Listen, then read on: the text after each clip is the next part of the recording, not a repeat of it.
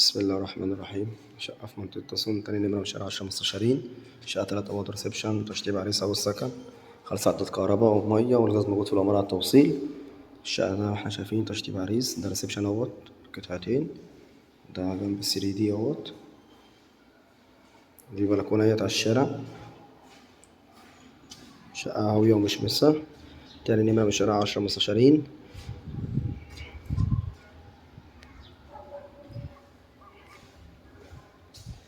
ان شاء الله اكبر عليها اهيت زي ما احنا شايفين. دي كده عندنا اول اوضة اهيت على الشارع، اوضة 4 في 3.5. الشبكة الموتيل كله اهوت، شايفين اهوت كشف البحر اهوت من بعيد.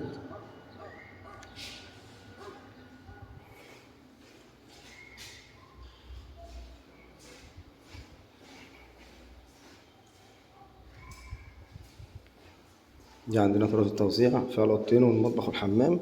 ده كده عندنا شغل الريسبشن وأوضة والبلكونة، التشطيب مش محتاجة مصروف خالص أو سكن. دي كده عندنا تاني أوضة اهيت برضه اهيت في الشارع، شمس وهوا برضه، 4 في 3.5. احنا شايفين اهوت شقة مشمسة جدا مش مجروحة.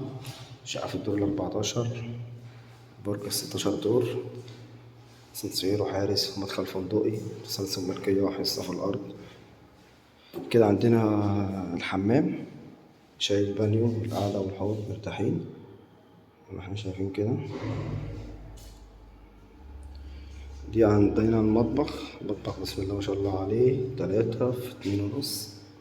مطبخ يشيل كل الأجهزة مرتاحة، تلاجة والبوتاجاز وغسالة، والشباك بتاع منور اهوت.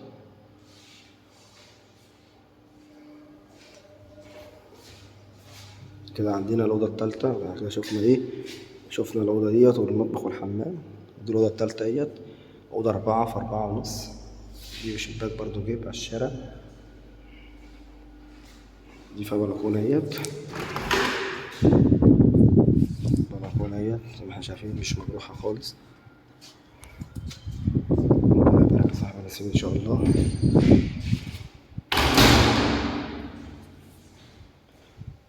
3 وريسبشن محترمين ومطبخ وحمام، تشطيب أو السكن.